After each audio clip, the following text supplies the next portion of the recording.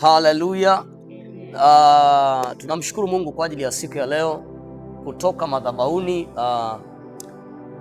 Tunamtukuza Mungu kwa ajili ya uaminifu wake. Ametupa afya, ametupa uzima.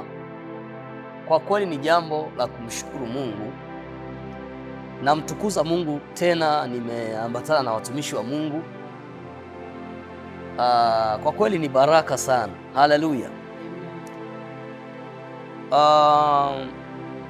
Awali ya yote ningependa kumshukuru Mungu kwa ajili ya muda huu kwa maombi, kisha tutaweza kuendelea na kipindi chetu kutoka madhabahuni leo. Amen. Baba, katika jina la Yesu Kristo wa Nazareth aliye hai, ninakutukuza Mungu wangu na Baba yangu. Asante kwa ajili ya utukufu wako, asante kwa ajili ya neema yako siku ya leo Bwana. Asante kwa ajili ya mtazamaji wetu anayetufuatilia moja kwa moja. Asante kwa ajili ya watumishi wa Mungu ambao Bwana umewapaka mafuta kwa ajili ya kazi yako. Baba, nakutukuza na kubariki. Asante kwa ajili ya neno lako ambalo Bwana umeliachilia ili mtazamaji wetu na yule anayetufuatilia liweze kugeuza maisha yake, liweze kuleta wokovu katika jina la Yesu Kristo. Maana wewe Bwana hulituma neno, nasi Bwana tuko tayari kwa ajili ya kulisema hilo neno ambalo Bwana umelituma jioni ya leo katika jina la Yesu Kristo. Baba, nakutukuza na kubariki kwa mamlaka ya jina la Yesu Kristo. Nimeomba hivi nikiamini, amen. Haleluya, watumishi wa Mungu. Tunamtukuza Mungu kwa uaminifu wake. Amekuwa mwaminifu kweli kweli. Sijui huko mtokako wanasemaje? Amen. Kwa kweli tunamtukuza Mungu, ametupa neema tena kuwepo madhabahuni. Na madhabahuni leo liko neno ambalo Bwana ameliachilia ili tuweze na sisi kulipeleka, kuweza kumshirikisha mtu mmoja anayetufuatilia, kusema na mtu mmoja, kusema na Mtanzania, kusema na mtu ambaye yupo nje ya Tanzania, kusudi hili neno liweze kuokoa na kuponya. Bwana Yesu asifiwe sana. Kutoka madhabahuni leo tunazungumzia somo letu linasema nguvu ya neema. Bwana Yesu asifiwe sana. Somo letu linasema nguvu ya neema. Bwana Yesu asifiwe. Kama tunavyojua, tunapozungumzia nguvu tunaweza kuzungumzia pia kuna nguvu ya umeme, ambayo hii nguvu ya umeme kazi yake ni kuleta nuru majumbani. Tunaona watu wakiunganishiwa umeme, wakiwasha balbu zinatoa nuru, zinatoa mwanga. Mungu atusaidie sana kwa sababu ya ile nguvu ya umeme. Mungu atusaidie sana. Kwa hiyo tunapozungumzia leo kwa habari ya nguvu ya neema, maana yake sio kitu tu kinachoweza kumwacha mtu hivi hivi. Kuna namna hii nguvu ya neema imekusudia kuweza kuleta badiliko kwenye maisha ya mtu. Bwana Yesu asifiwe sana. Moja kwa moja ningetamani au ningependa tufungue tuangalia maneno ya Mungu yanazungumza nini kwa habari ya hii neema. Haleluya. Tukiangalia kwenye kitabu cha Tito sura ya pili, Tito sura ya pili kuanzia huo mstari wa 11, kuna namna hapo Biblia inaongea maneno yana nguvu sana. Bwana Yesu asifiwe sana. Haleluya. Ngoja tusome hapo Tito. Tunaweza tukaenda moja kwa moja, kama una simu yako unaweza ukafungua tukasoma hilo andiko hapo. Tito sura ya pili mstari wa 11 mpaka mstari wa 12. Tutaanzia tu hapo kwenye somo letu hili la nguvu ya neema. Bwana Yesu asifiwe sana. Nitasoma kwa neema ya Mungu.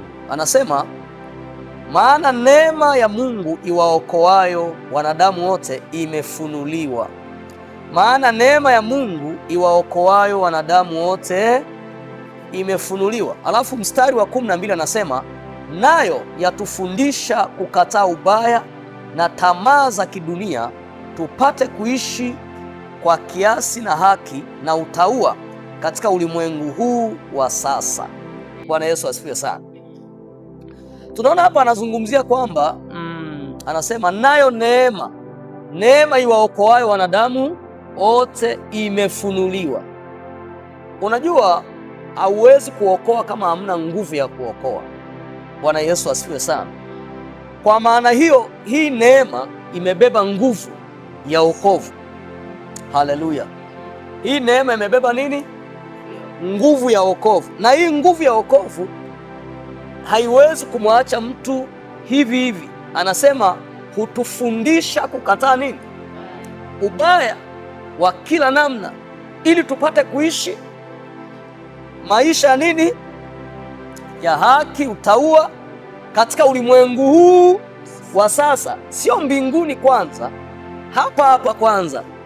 Maana yake kumbe hii neema imebeba nguvu ya kumbadilisha mtu akiwa hapa hapa amevaa huu mwili.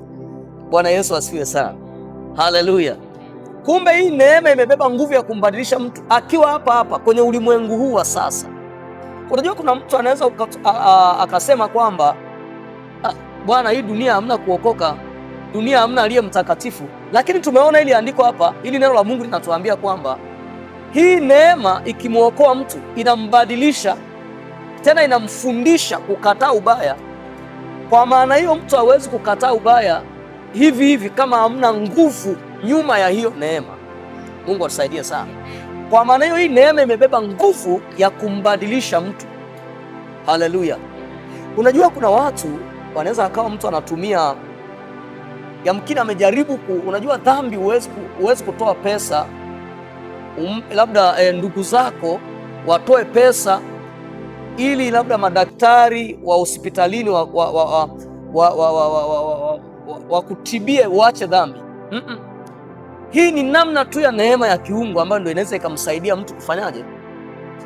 Kuacha dhambi. Mungu atusaidie sana. Maana yake kuna nguvu nyuma yake. Bwana Yesu asifiwe. Tukirudi kwenye andiko la Yohana sura ya 3 kuanzia ule mstari wa 16.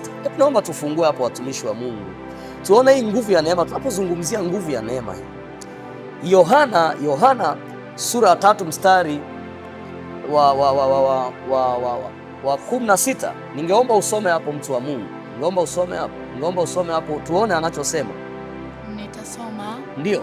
Kitabu cha Yohana sura ya 3 mstari kuanzia wa 16. Anasema, kwa maana jinsi hii Mungu aliupenda ulimwengu, ndio, hata akamtoa mwanawe pekee, ili kila mtu amwaminie asipotee, bali awe na uzima wa milele. Haleluya.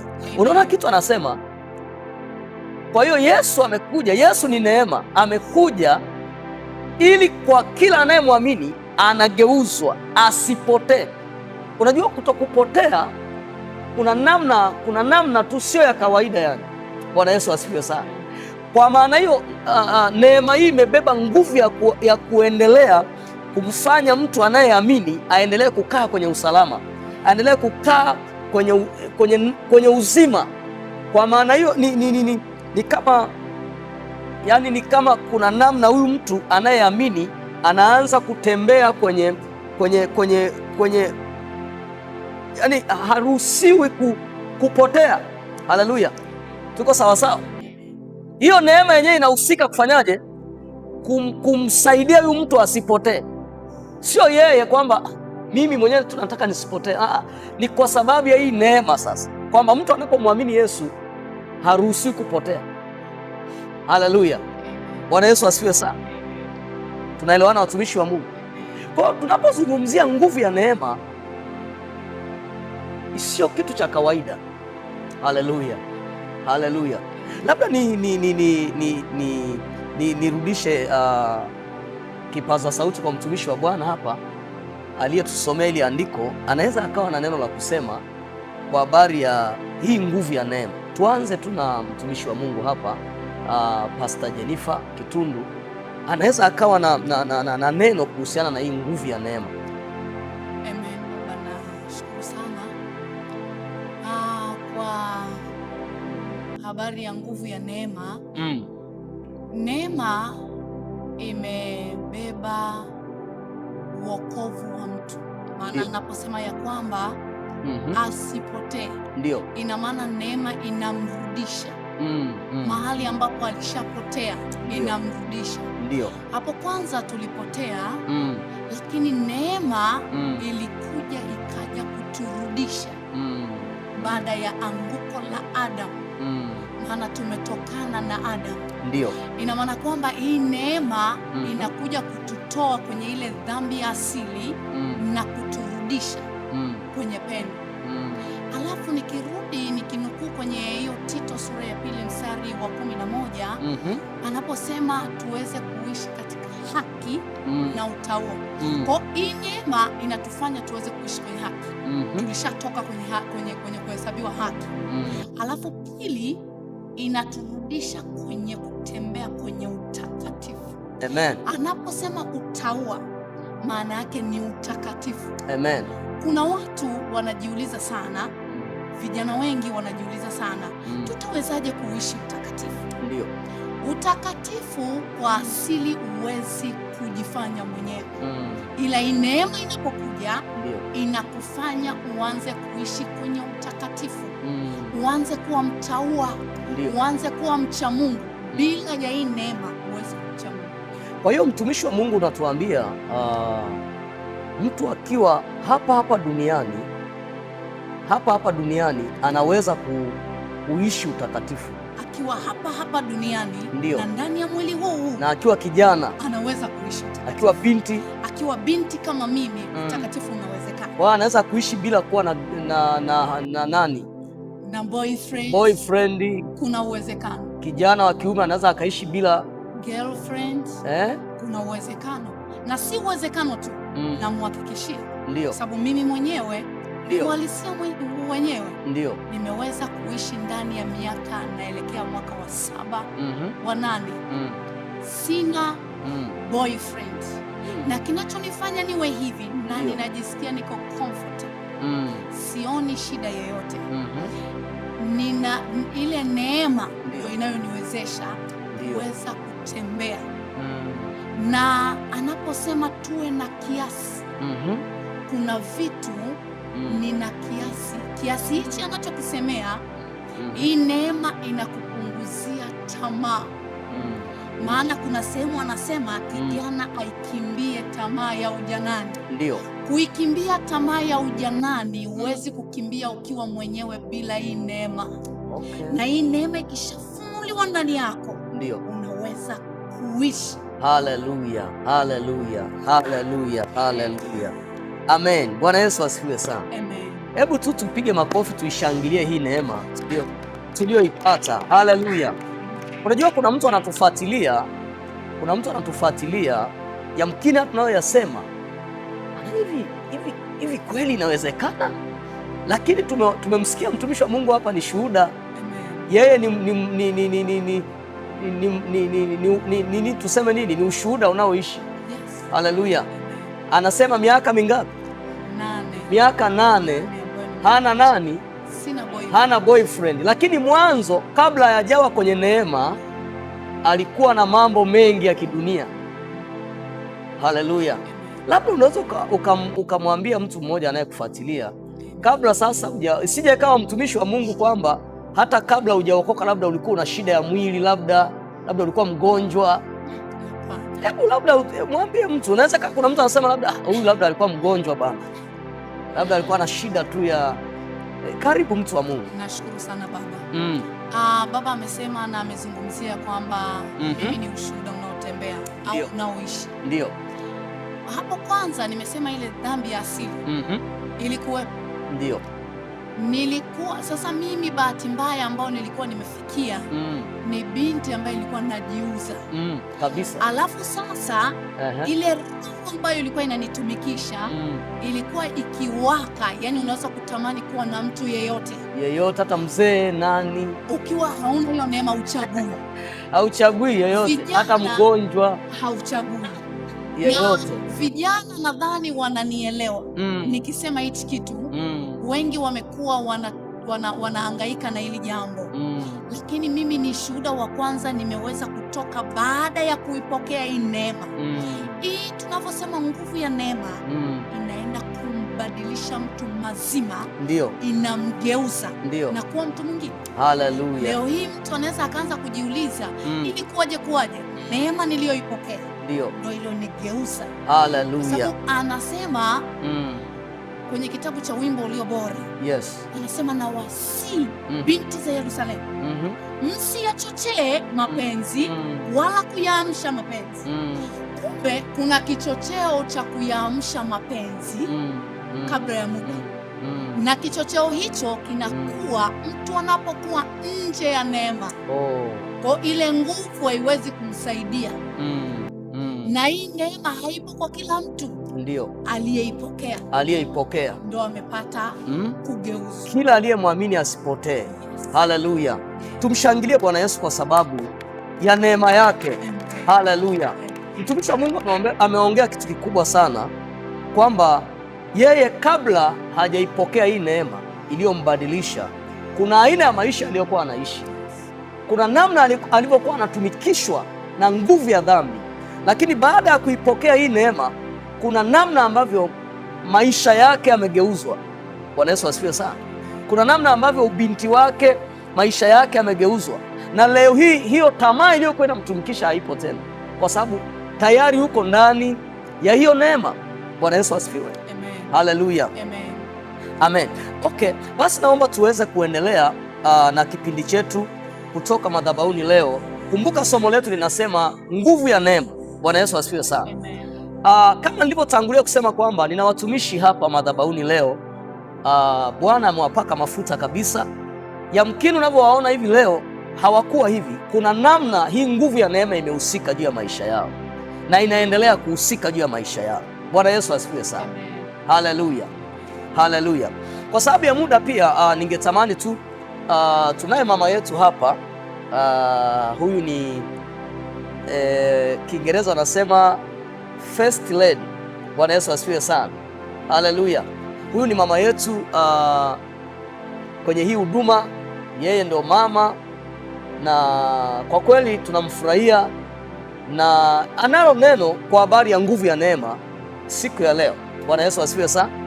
Kwa wewe unayetufuatilia hapa, tunao watumishi wa Mungu wenye shuhuda mbalimbali kuhusiana na nguvu ya neema ilivyowabadilisha. Haleluya. Kila mtu hapa ana ushuhuda wake kuhusiana na nguvu ya neema ilivyombadilisha.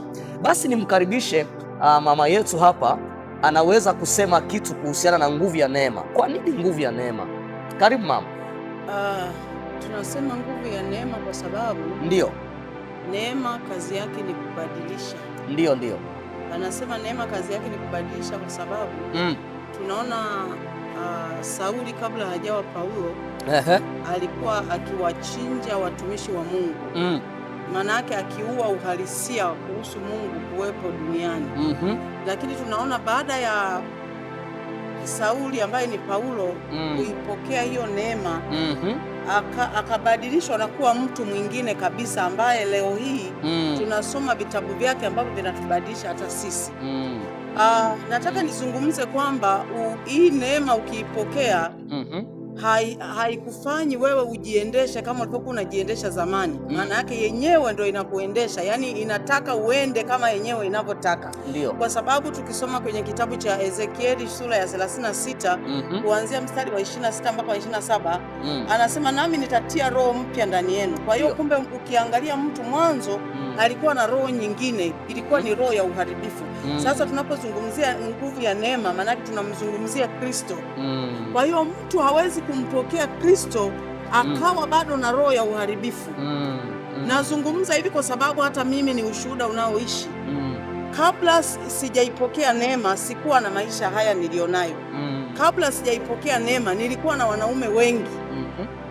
Nilikuwa na wanaume wengi kwa sababu mwili ulikuwa huwezi kutulia. Lakini ndani ya neema kuna utulivu. Ndani ya neema kuna utulivu, kuna uvumilivu, kuna kiasi. Haleluya, haleluya, haleluya. Ndio. Kwa hiyo tunapozungumzia nguvu ya neema, ndio huwezi kujiendesha mwenyewe kama ulivyokuwa unajiendesha mwanzo kama haupo kwenye neema.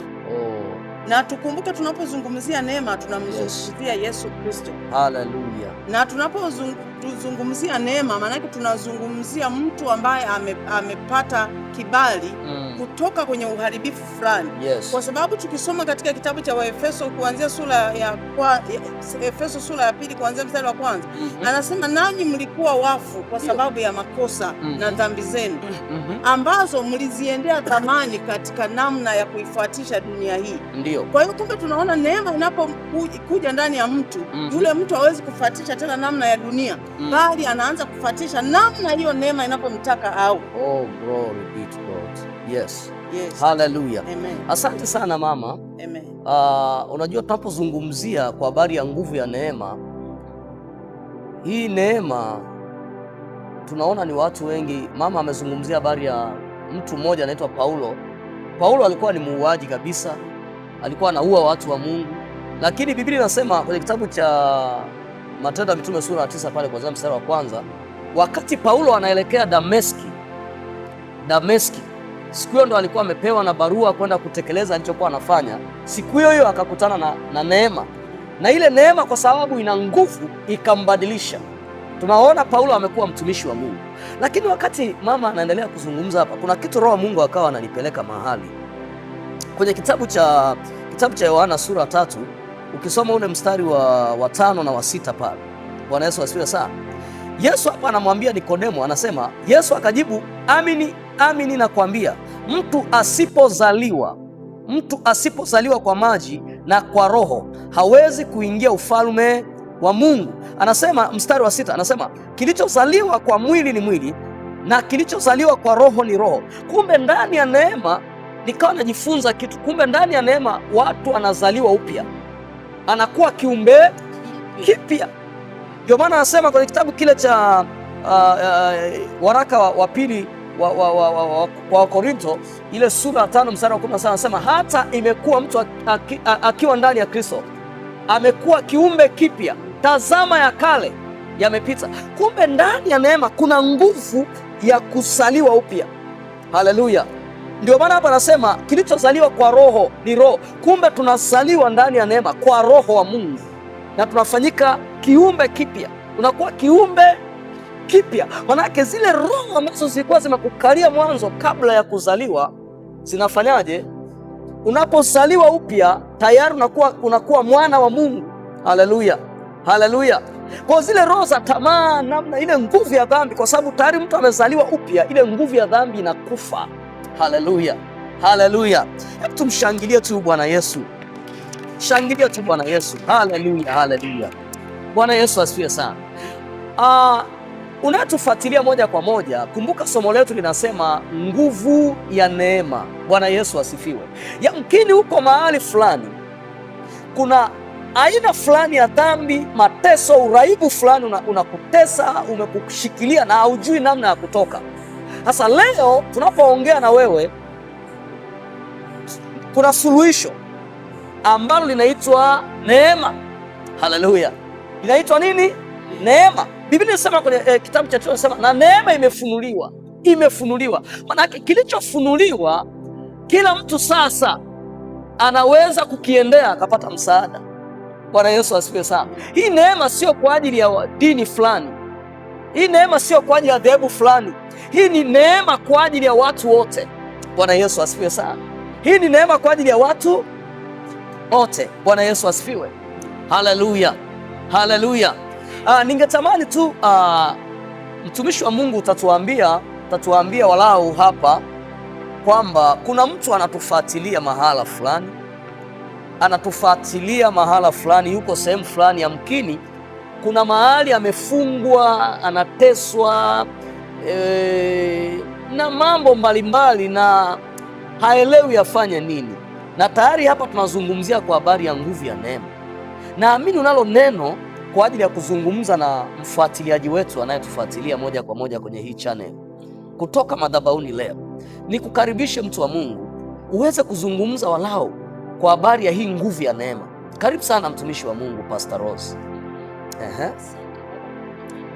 Ndio, unaweza ukaongeza sauti kidogo ili yule anayekufuatilia kupate kwa sauti ikiwa imesikika vizuri. Ndio. Ndio.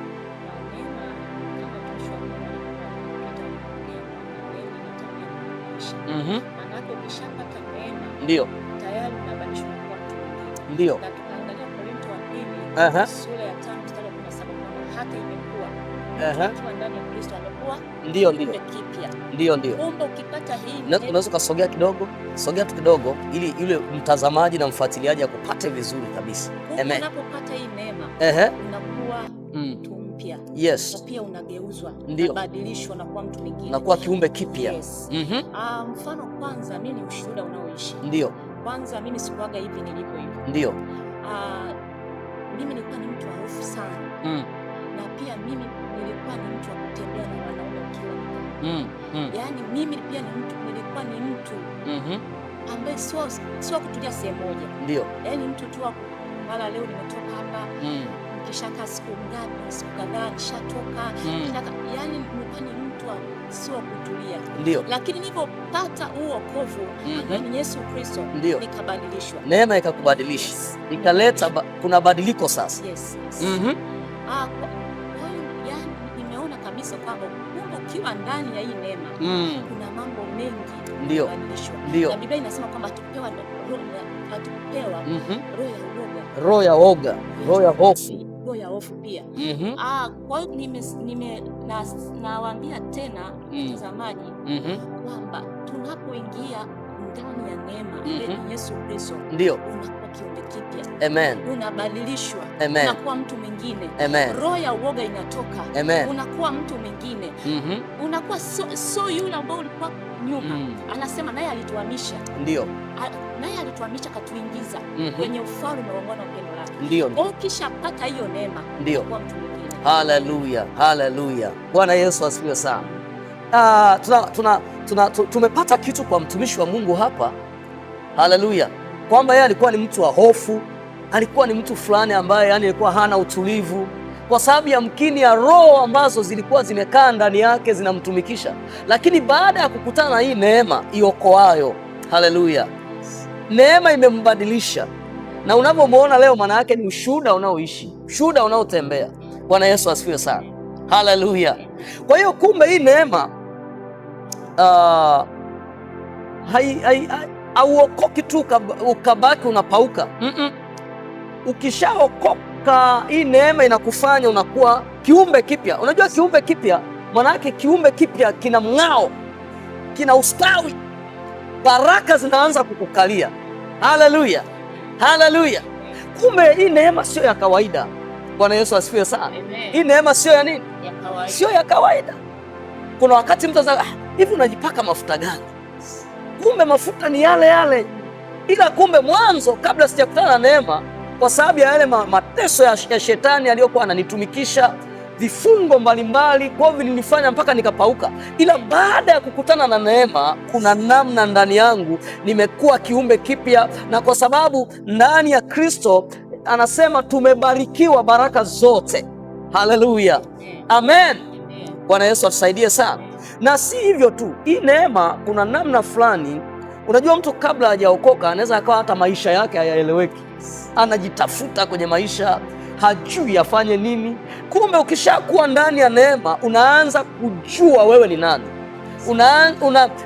Kuna namna unajulishwa kusudi ya kuwa wewe ni nani. Nakumbuka kusoma kwenye kitabu cha ile Yeremia 1 pale kuanzia mstari wa 4 na kuendelea, anasema Mungu akamwambia Yeremia, kabla mimba yako haijatunga na alikujua.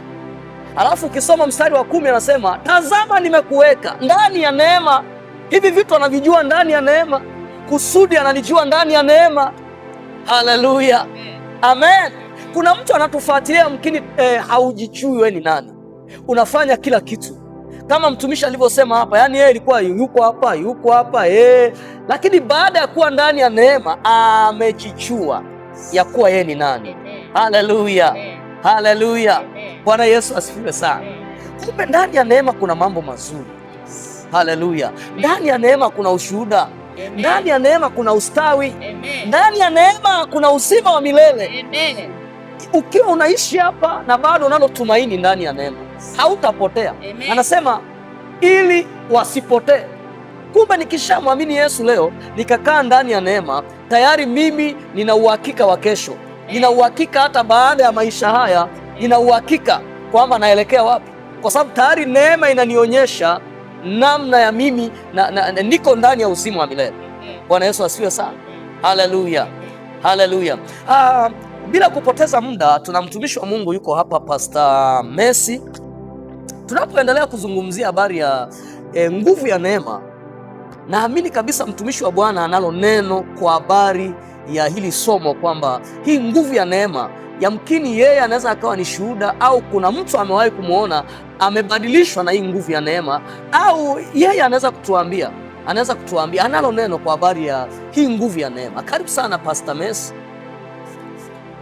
Ndio, yes, unaweza ukaongeza sauti tena ili mtazamaji wetu anayetufuatilia akupate vizuri kabisa. Tunapozungumzia neema ya Mungu, neema ya Mungu, kitu cha kwanza, unaweza kusogea, inakuwezesha. Unaweza kusogea karibia na neema ya Mungu. Kitu cha pili, kipaza sauti. Ndio, neema ya Mungu inakustahilisha. Manake pale ambapo umeshindwa kutoka, neema ya Mungu inakutoa. Pale ambapo huwezi kwa nguvu zako, neema ya Mungu inakupa nguvu, unaweza. Kuna kitu umeongea kizuri sana, umesema neema ya Mungu inamstahilisha mtu. Tukizungumzia kustahilishwa, maana yake sikustahili kuwa sehemu fulani, lakini kwa sababu ya neema. Ukisoma maandiko Biblia inasema, Mtume Paulo anasema kwa neema yake nimestahilishwa. Kumbuka Paulo alikuwa ni muuaji, kwa maana hiyo hakustahili kufanya yale aliyoyafanya. Baada ya kukutana na neema akaanza kuyafanya. Haleluya. Karibu uendelee hapo mtumishi wa Mungu. Tukiendelea, Mtume Paulo anasema hapa nilipofika ni kwa neema ya Mungu. Akikumbuka kutoka kwamba yeye alikuwa ni muuaji, na huo watumishi wa Mungu ilikuwa ni vigumu watu kumuelewa, lakini neema ya Mungu ilipoingia kwenye maisha yake ikamstahilisha, ikamfanya yeye sasa awe mtumishi wa Mungu. Yes. Na Yesu asifiwe. Amen. Kwa nini nasemea kustahilishwa? Neema ya Mungu inampa mtu kustahilisha.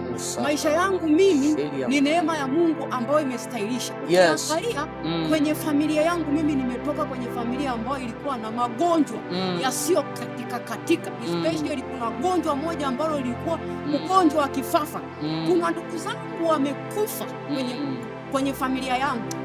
Sasa baada ya kufa, ukoo wangu wakatamka, akasema amekufa huyu ugonjwa, lazima umpate mtu mwenye kizazi hiki, manake mwenye jina la ukoo ambako mimi nimetokea. Kwa maana hiyo huo ugonjwa ulikuwa ni unafuatilia damu, unafuatilia kizazi baada ya kizazi.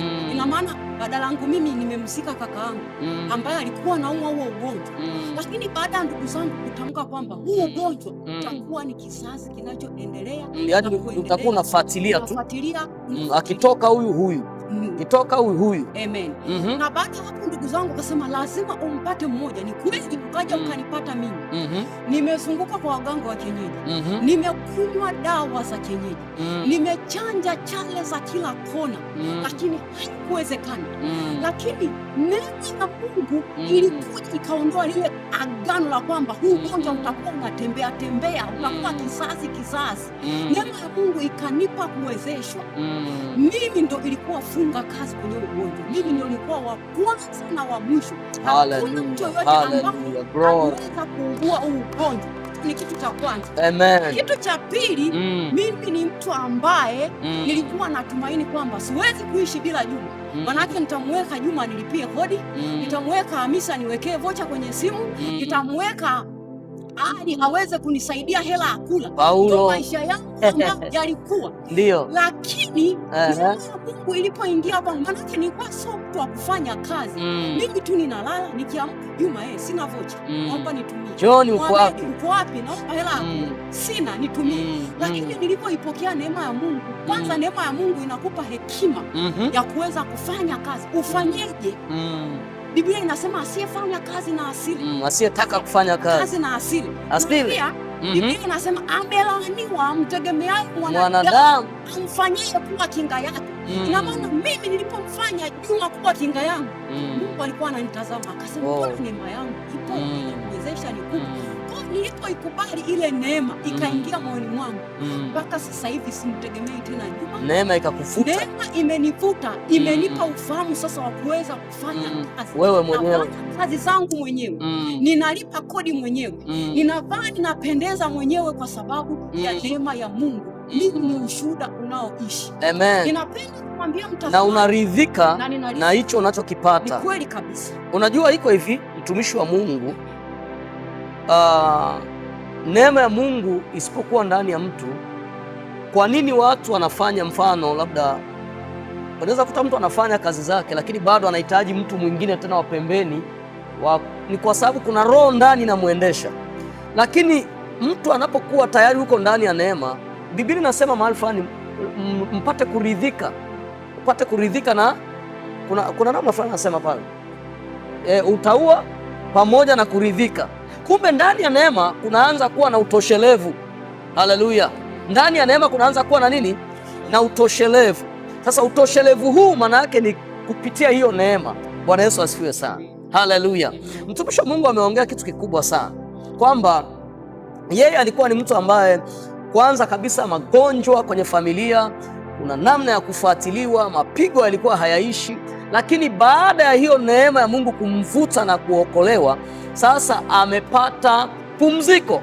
Haleluya! Amepata pumziko. Yesu anasema, njooni kwangu ninyi nyote wenye kulemewa na mizigo ya dhambi, nami nitawapumzisha. Kumbe ndani ya hii neema kuna kupumzishwa. Haleluya! Haleluya! Kumbe moja kwa moja tunapoendelea kujifunza hili somo letu, nguvu ya neema, kuna mtazamaji anayetufuatilia pale. Yamkini naye kuna namna anasafa, anapambana afanyeje, atokeje kwenye hiyo dhambi. Jioni ya leo nataka tu nikuambia kwamba kuna namna Bwana anataka akutoe kwenye hiyo mizigo. Bwana anataka kutoa hiyo mizigo. Bwana Yesu asifiwe sana. Haleluya! Kuna namna Mungu anakuita kwa neema yake, anataka akutoe hapo unapoteseka. Bwana Yesu asifiwe. Haleluya! Haijalishi vifungo ulivyo navyo vimekutesa kwa muda gani, haijalishi hali ulionayo imekuwepo kwa muda gani, jioni ya leo iko neema ya kuokoa. Jioni ya leo iko neema ya kukupumzisha hiyo mizigo. Jioni ya leo iko neema ya kukutoa kwenye kila aina ya mateso ulionayo. Haleluya! Haleluya! Mungu atusaidie sana. Tunapozungumza jambo la neema na nguvu ya neema, maana yake kuna namna hii neema ikikutana na mtu, anasema kwenye kitabu cha Isaya 10:27, anasema, na mzigo wake utaondolewa mabegani mwako, na nira yake itaharibiwa kwa kutiwa mafuta. Kumbe kuna mtu anaweza kaa anatembea lakini amebebeshwa mizigo ya dhambi. Kuna mtu anaweza kaa anatembea amebebeshwa mizigo ya magonjwa. Kuna mtu anaweza kaa anaishi lakini kuna watu wameweka store ya mambo mbalimbali ambayo yanamtesa yeye. Lakini ashukuriwe Mungu leo ambaye amemtoa mwanae wa pekee ili sisi tuweze kuokolewa, ili tuweze kutoka kwenye vifungo. Bwana Yesu asifiwe sana. Haleluya, haleluya. Labda tu kwa kumalizia, kwa sababu ya muda wetu, ningetamani tu mama hapa atuambie, yamkini kwa kuelekea mwishoni hapa, yamkini kuna mtu mmoja akisikia neno jioni ya leo ataokoka. Karibu mama. Karibu mama. Kupitia hili somo ambalo tumejifunza leo, nguvu ya neema. Nguvu ya neema. Ndio. Mungu mpaka akaandaa mpango mzima wa kumtoa mwanae wa pekee ili aje ulimwenguni. Ndio. Aligundua kwamba kuna nguvu ya dhambi. Ndio. Kwa hiyo kumbe nguvu ya dhambi haiwezi kupotea bila msaada wa nguvu ya neema. Ndio. Kwa hiyo tunaona kwamba hii nguvu ya neema imekuja ili iwe kinyume na nguvu ya dhambi. Ndio. Kwa hiyo tujue kwamba mwanadamu kwa asili amezaliwa katika hali ya dhambi. Kwa hiyo hali ya dhambi asipopata neema kutoka kwa Mungu, ambaye hiyo neema ndio Yesu Kristo, maana yake hawezi kupata msaada wowote. Ndio. Kwa hiyo tunaona kwamba mpango mzima wa Mungu kumtuma mwanae wa pekee, aliona kwamba ulimwenguni kuna nguvu ya dhambi inayoendesha watu. Ndio maana amesema atatuendesha katika Roho wake na pia atatuendesha katika sheria zake. Kumbe mwanzo tulikuwa tunaendeshwa katika sheria ya dhambi. Ndio. Kuna dhambi unajikuta tu unafanya hata kama utaki. Kwa sababu gani? Kwa sababu ya ile nguvu ya dhambi. Kwa hiyo hii nguvu ya neema inakuja sasa kukupumzisha, kwa sababu kuna kitu unakifanya sio kwa maamuzi yako mwenyewe. Bwana Yesu asifiwe sana. Amen. Kwa sababu mimi nakumbuka kwa mfano nimeanza mimi kujihusisha na swala la uasherati nikiwa bado binti mdogo sana, nikiwa darasa la 6. Ni kitu ambacho yani ukiangalia katika hali ya kawaida sio jambo la kawaida. Ndio. Nimeenda sekondari, nimefika form 2 nikapata ujauzito tena na wa mwalimu anayenifundisha. Sio kitu cha kawaida. Unakuta unafanya kitu ambacho hutaki kufanya, ila kuna roho, kwa sababu kuna roho inayokusukuma kufanya, unajikuta umefanya. Ndio. Kwa hiyo nataka kumwambia msikilizaji anayetusikiliza, anayetutazama, na mtazamaji wetu, ndio, haijalishi unapitia changamoto gani, ndani ya neema kila kitu kinawezekana. Haijalishi unapitia changamoto fulani, ndani ya neema kila kitu kinawezekana. Amen. Amen. Tukirudi tu hapo, umezungumza kitu kikubwa sana. Unajua Paulo, ingelikuwa kwa namna Paulo alivyoua, ingelikuwa yani maana yake hakutakiwa kusamewa, lakini tunajifunza kwamba ndani ya neema kuna msamaha, ndani ya neema kuna rehema. Bwana Yesu asifiwe sana. Haleluya. Kwa hiyo kuna mtu anayetufuatilia tunapoelekea mwishoni kwenye kipindi chetu hiki, popote pale unapotufuatilia, chukua tu hatua kwamba haijalishi umepita wapi, haijalishi umefanya nini, haijalishi umeteswa kiasi gani, chukua tu hatua jioni ya leo, na Bwana yuko tayari kwenda kukuokoa, na Bwana yuko tayari kwenda kukusaidia, na hii neema itakutoa kwenye kila aina ya mateso ulionayo, na hii neema itakutoa kwenye kila aina ya dhambi ulizozifanya na yamkini unazoendelea kuzifanya. Amini tu jioni ya leo, na hii neema itakuokoa. Neema hii imebeba wokovu. Haleluya. Basi mahali popote unaponifuatilia, umesikia neno hili na unashuhudiwa moyoni mwako ya kwamba unaona, kwa nini niendelee kuteseka? Kwa nini niendelee na namna hii ya mateso ya dhambi?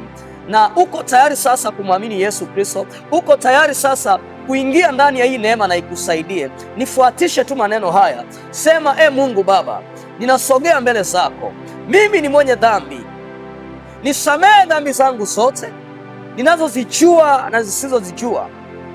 Futa jina langu katika kitabu cha hukumu, andika jina langu katika kitabu cha uzima wa milele.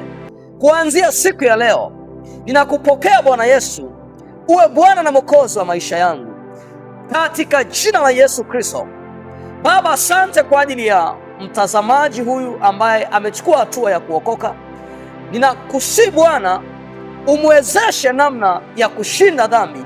Neema hii imtoe kwenye kila aina ya magonjwa, neema hii imtoe kwenye kila aina ya mateso, katika jina la Yesu Kristo. Ninatamka hapo ulipo, nguvu hii ya neema ikuvushe, ikutoe kwenye kila aina ya mateso, katika jina la Yesu Kristo. Kuanzia leo, kuna namna Bwana amekuwezesha, kuna namna Bwana amekusaidia, katika jina la Yesu Kristo. Hautarudi tena kwenye hiyo dhambi, hautarudi tena kwenye hiyo uraibu, hautarudi tena kwenye hayo mateso, hautarudi tena kwenye hayo magonjwa, katika jina la Yesu Kristo wa Nazareti aliye hai.